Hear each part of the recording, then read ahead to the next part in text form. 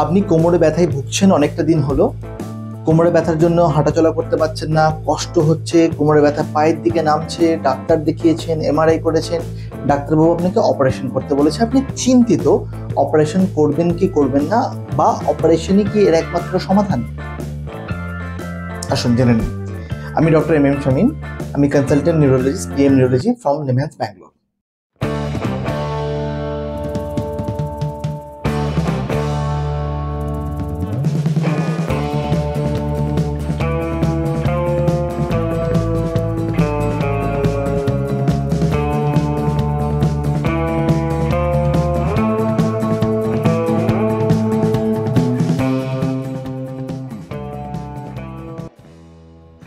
Homo sapiens, এই যে মানুষের আধুনিক রূপ, এই আধুনিক মানুষের যে শিরদাঁড়া, যে পিঠের যে হাড়, যার উপর ভর করে আমাদের বডিটা সোজা দাঁড়িয়ে থাকে, তাকে আমরা বলি ভার্টিব্রাল কলম, ভার্টিব্রা।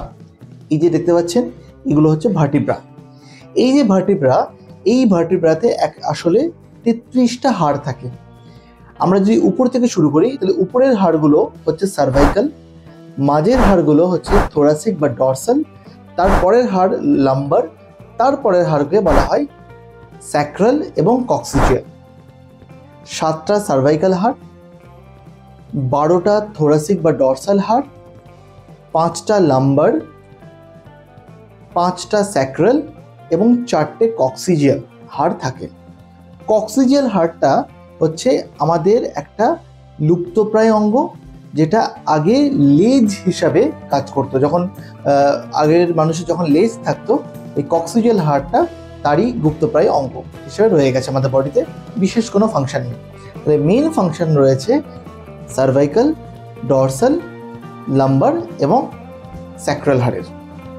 এই হাড়গুলোর মাঝখানে একটা গোল ফাঁকা জায়গা থাকে, যাকে বলা হয় লাম্বার ক্যানাল, যার মধ্যে মাথার নিচে থেকে শুরু করে একদম কোমরের নিচের অংশ পর্যন্ত একটা নার্ভের বান্ডেল থাকে, একটা নার্ভের তৈরি একটা বস্তু থাকে, যাকে বলা হয় স্পাইনাল কর্ড। এই স্পাইনাল কর্ড থেকে দুটো হাড়ের মাঝখান দিয়ে দিয়ে কিছু নার্ভ বেরোয়, যাকে বলা হয় স্পাইনাল নার্ভ। এই স্পাইনাল নার্ভগুলো আমাদের ঘাড়, কোমর, পেট, পিঠ সমস্ত দিক থেকে এরকম করে বেরিয়ে ছড়িয়ে যাচ্ছে। মানে এখানে ধরুন আমাদের ভার্টিব্রা আছে, শিরদাঁড়া রয়েছে পিছনের দিকে, এই শিরদাঁড়ার পাশ দিয়ে এরকম করে নার্ভগুলো বেরোয়, বেরিয়ে এরকম করে হাতে ছড়িয়ে যায় কারেন্টের তারের মতো। ধরুন এটা একটা ট্রান্সমিটার, তাহলে এই ট্রান্সমিটার থেকে তারগুলো বেরোচ্ছে, চারিদিকে বেরিয়ে যাচ্ছে, বেরিয়ে গিয়ে কারেন্টের তারের মতো এরকম করে ছড়িয়ে যাচ্ছে। ঠিক একইভাবে কোমর দিয়েও তারগুলো বেরোচ্ছে, মানে যেটাকে নার্ভ বলি আমরা, সেই নার্ভগুলো নিচের দিকে নেমে যাচ্ছে, নেমে গিয়ে আমাদের হাত, পা, আমাদের শরীরের মাংসগুলো, আমাদের সেন্স, পেচ্ছাপ, পায়খানা, এগুলো সব কন্ট্রোল করছে। এটা হচ্ছে কিছু বেসিক তথ্য। যদি এই নার্ভগুলোর কিছু সমস্যা হয়, সেটা স্পাইনাল কর্ডের প্রবলেম হতে পারে, সেটা শিরদাঁড়ার হাড়ের প্রবলেম হতে পারে, বা দুটো হাড় যে জোড়া লাগছে তার মাঝের প্রবলেম হতে পারে, সেগুলো থেকে আমাদের কোমরে, ঘাড়ে, পিঠে ব্যথা, বা সেই ব্যথা হাতের দিকে ঝিনঝিন করে ছড়িয়ে যাচ্ছে বা পায়ের নিচের দিকে ছড়িয়ে যাচ্ছে, এরকম হতে পারে। আপনি নিশ্চয়ই শুনেছেন কিছু কিছু টার্ম, যেমন ধরুন spondylitis, spondylosis, spondylolysis, spondylolisthesis, sciatica, disc prolapse বা পিআইভিডি। নিশ্চয়ই শুনেছেন। এগুলোর তাহলে মানে কি? এগুলোর কি কোনো মানে আছে, নাকি সবই একই কথা? না, এগুলো আলাদা আলাদা কথা। প্রথমে বলে নিই, স্পাইনের যে কোনো প্রবলেমকে ইংরেজিতে বলা হয়, মেডিকেল ভাষায় বলা হয় স্পন্ডাইলোপ্যাথি, মানে স্পাইনের সমস্যা, সিম্পল। তারপরে চলে আসছে স্পন্ডাইলোসিস, প্রচুর শুনেছেন। স্পন্ডাইলোসিস মানে হচ্ছে স্পাইনের ভার্টিব্রার, শিরদাঁড়ার ক্ষয়জনিত রোগ, সেটা হলো স্পন্ডাইলোসিস। এবার আসছে স্পন্ডাইলোলাইসিস, মানে এই যে শিরদাঁড়ার যে হাড়গুলো এরকম একের পর এক এরকম সাজানো রয়েছে, এই হাড়ের যে সংযোগের স্থলে কিছু কিছু জায়গায় থাকে, পার্স ইন্ট্রা আর্টিকুলারিস বলে, মানে কিছু কিছু বিশেষ হাড়, সেগুলো যদি ভেঙে যায়, সামান্য ফাটল বা ফ্র্যাকচার, তাকে আমরা বলি স্পন্ডাইলোলাইসিস। এবারে চলে আসছি স্পন্ডাইলো আর্থ্রাইটিস কি জিনিস। এই যে দুটো হাড় জোড়া লাগছে, এদের মধ্যে যে জয়েন্ট, সেই জয়েন্টের যদি কোনো প্রদাহ হয়, যদি কোনো অ্যালার্জি বা ইনফ্লামেশন হয়, তাকে বলা হয় স্পন্ডাইলো আর্থ্রাইটিস। এবারে আসছে স্পন্ডাইলোলিস্থেসিস। ধরুন এই যে শিরদানা হাড়গুলো একের পর এক এরকম করে লম্বা সাজানো থাকে ইটের মতো। দুটো ইটকে যদি আপনি পরপর এরকম লম্বা সাজাতে চান, তাহলে মাঝখানে কি দিতে হবে? সিমেন্ট। যদি দুটো ইট এরকম করে চেপে যায়, তাহলে কি হবে? সিমেন্টটা বেরিয়ে যাবে। বা যদি দুটো ইট যদি এরকম করে একের উপরে ঘষা লেগে যায়, তাহলে কি হবে? এদের যে একটা সমান লাইনে যে ছিল, সেই লাইনটা নষ্ট হয়ে যাবে। তখন একটা ইটের উপরে এরকম ঘষে যাবে। ঘষে গেলে কি হবে? চারপাশে নার্ভ আছে, স্পাইনাল কর্ড আছে, সেগুলোতে ড্যামেজ হবে।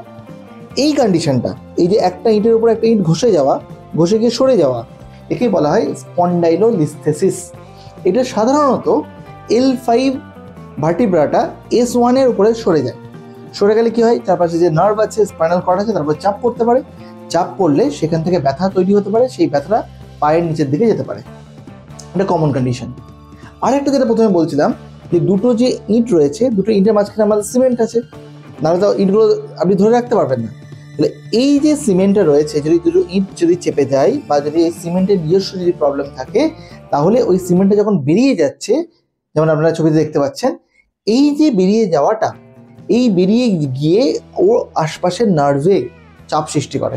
সেটা স্পাইনাল কর্ডে চাপ হতে পারে, সেটা চারপাশের নার্ভে চাপ সৃষ্টি হতে পারে। স্পাইনাল নার্ভে চাপ সৃষ্টি হলে কি হবে? ওই নার্ভটা যে নিচের দিকে নামছে, সেই বরাবর পুরো ঝিনঝিন চিনচিন কারেন্টের মতো ব্যথা করতে পারে। দেখা গেছে এই ধরনের ব্যথাগুলো যখন আমরা কাশি, যখন আমরা সামনের দিকে ঝুঁকি, তখন আরও বাড়ে। মানে এই আমরা অনেক সময় পেশেন্টকে বলতে শোনা যায়, ডাক্তারবাবু যখন আমি করে কাশি দিলাম, তখনই এলাম কারেন্টের মতো একটা ব্যথা পায়ের নিচের দিকে চলে গেল। যখনই আমি সামনের দিকে ঝুঁকে কিছু তুলতে গেলাম, কারেন্টের মতো ব্যথা পায়ের নিচের দিকে চলে গেল। এটা কেন হয়? তখন এই চাপটা আরও বেড়ে যায়, এই জন্য এটা হয়।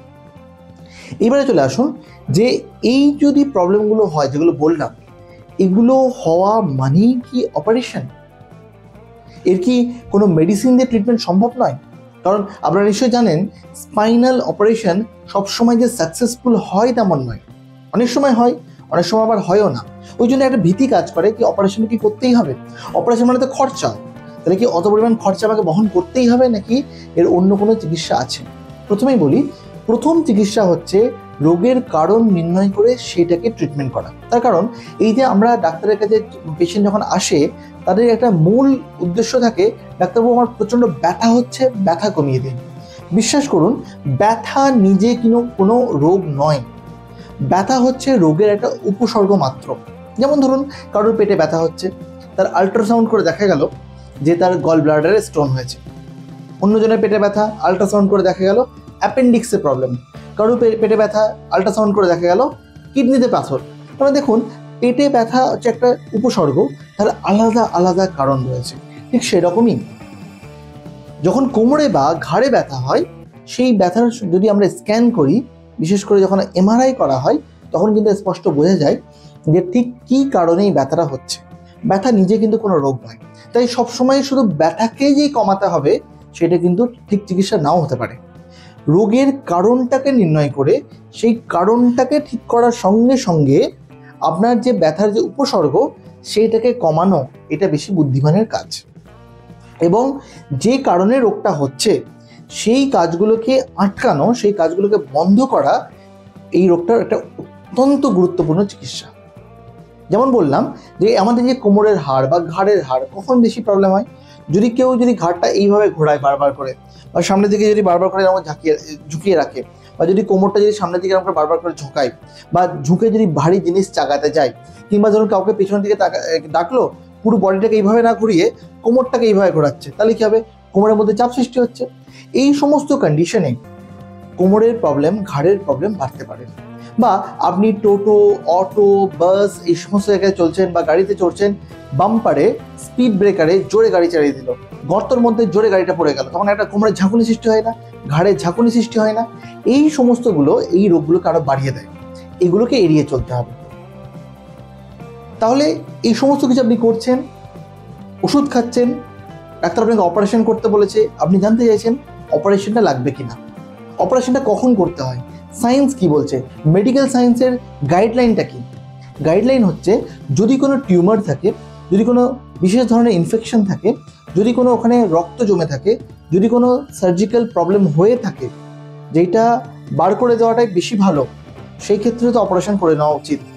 অন্যথায় যদি শুধুমাত্র ডিস্ক সরে গিয়ে বা হাড় সরে গিয়ে কিংবা ধরুন কোনো একটা প্রদাহজনিত কারণে যদি হয়ে থাকে প্রবলেম, সেই ক্ষেত্রে কিন্তু সবসময় অপারেশন লাগে না। 3টে জিনিস মনে রাখবেন, এই 3টে কন্ডিশনে অপারেশন মাস্ট। যদি আপনার পায়ে বা হাতে দুর্বলতা শুরু হয় এবং সেই দুর্বলতা ধীরে ধীরে বাড়তে শুরু করে, কমার নাম না নেয়, এটা একটা অপারেশনের কারণ। এই সিচুয়েশনে আপনি যদি থাকেন, অপারেশন করিয়ে নেওয়া ভালো। দ্বিতীয়, যদি আপনার অসারে পেচ্ছাপ বা পায়খানা হয়ে যায়, আপনি বুঝতে পারছেন না অসারে পেচ্ছাপ হয়ে যাচ্ছে। অনেক সময় পেচ্ছাপ না করতে পারা, মানে আপনি পেচ্ছাপ করতে চাইছেন অথচ পেচ্ছাপ হচ্ছে না, পেচ্ছাপ পেটে চেপে থাকছে, ব্যথা পাচ্ছেন কিংবা ব্যথা পাচ্ছেন না কিন্তু পেট ফুলে যাচ্ছে অথচ পেচ্ছাপ হচ্ছে না, এই সমস্ত কিছু কিন্তু অপারেশনের কারণ। কিন্তু যদি অন্য কোনো প্রবলেম থাকে, যেমন ধরুন পুরুষদের জন্য প্রস্টেট থাকে, যদি অন্য কোনো কারণ থাকে তাহলে সেগুলো দেখে নেওয়া উচিত। সবসময় স্পাইনাল প্রবলেমের জন্য যে পেচ্ছাপের প্রবলেম হয় এমনটা নয়, কিন্তু পেচ্ছাপের প্রবলেম যদি আপনার হতে শুরু করে, অসারে যদি পেচ্ছাপ হয়ে যায়, সেটাও কিন্তু একটা অপারেশনের কারণ। তৃতীয়, যদি আপনাকে ঠিকঠাকভাবে ভালো ডোজে ওষুধ দেওয়া হয় ব্যথা কমানোর জন্য, সেই ওষুধ আপনি 1.5 থেকে 2 মাস ভালোভাবে খেয়েছেন, কখনো কখনো বলে 1 থেকে 1.5 মাস ভালোভাবে খেয়েছেন, যে যে জিনিসগুলো করতে মানা করা হয়েছে আপনাকে, সামনের দিকে ঝোঁকা, ভারী জিনিস চাগানো, জার্কিং না করা, কোমরটাকে প্রোটেক্টেড রাখা, এই সমস্ত কিছু করতে বলা হয়েছে, আপনি সমস্ত কিছু করেছেন, করার পরেও আপনার ব্যথার কোনো নিরাময় হয়নি, তাহলে তখন আপনি ব্যথা কমানোর জন্য অপারেশনের দিকে যেতে পারেন। দেখুন, আপনার এক্স্যাক্টলি কি প্রবলেম হয়েছে তার উপরে তো অপারেশনটা ডিপেন্ড করবে, কিন্তু এই যে আমি কথাগুলো বললাম, এইটা আপনাকে একটা ওভারঅল ডিসিশন নিতে সাহায্য করবে। আপনার যে ট্রিটিং যে ডক্টর, উনিই বেস্ট আপনার কাছে ডিসিশন দেওয়ার জন্য, কিন্তু এই সমস্ত জিনিস যদি আপনি মাথায় রাখেন তাহলে আপনার ডিসকাশন করতে খুব সুবিধা হবে এবং ইনফর্ম ডিসিশন, জেনে বুঝে সিদ্ধান্ত নিতে আপনাকে সাহায্য করবে। শিরদাঁড়া সোজা রাখুন, মাথা উঁচু করে দাঁড়ান এবং মাথা উঁচু করে নিজের রোগ সম্বন্ধে নিজে ডাক্তারের সঙ্গে পরামর্শ করে ডিসিশন নিন। যদি শিরদাঁড়া, স্পাইন, সার্ভাইকাল, লাম্বার পেইন, ব্যথা, স্পন্ডেলাইটিস, সায়াটিকা ইত্যাদি কোনো রোগ নিয়ে যদি আপনি ভোগেন, যদি কোনো ধরনের কোনো কনসালটেশন চান, আপনি আমার সঙ্গে যোগাযোগ করতে পারেন। আমি ডক্টর এম শামীম, আমি নিমহ্যান্স ব্যাঙ্গালোর থেকে ডিএম নিউরোলজিস্ট গোল্ড মেডেলিস্ট। আমি চেষ্টা করব আমার জ্ঞান, আমার এক্সপিরিয়েন্স দিয়ে আপনার পাশে দাঁড়াতে। সুস্থ থাকবেন, ভালো থাকবেন।